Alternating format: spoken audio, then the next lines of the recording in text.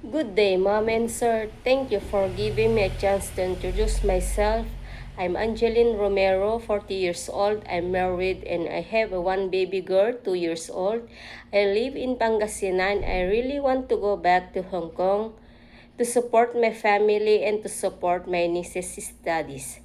I worked in Hong Kong before for 14 years. My first employer, 2 years in Kennedy Town. I took care of 2 kids, 11 years old, and the girl is 8 years old.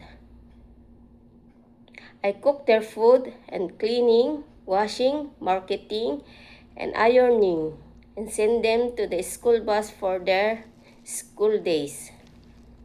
My second employer, I worked with them 8 years. In mid-level, I took 2 boys, 3 years old and 11 years old. I do car wash, marketing, washing dishes, washing clothes, ironing, cooking, and send them to school, the 2 boys. My third employer, I live in Tai Hang Road. There are 2 in family. I took care 1 boy. He is 14 years old.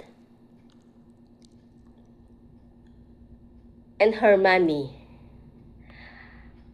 I know how to cook Western food like pasta, salad, soup, and the Chinese food is steamed fish, steamed pork, fried noodles, fried veggies, and other Chinese food.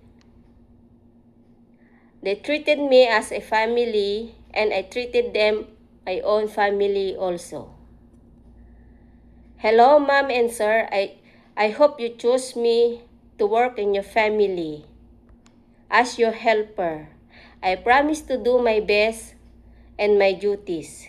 Thank you and God bless.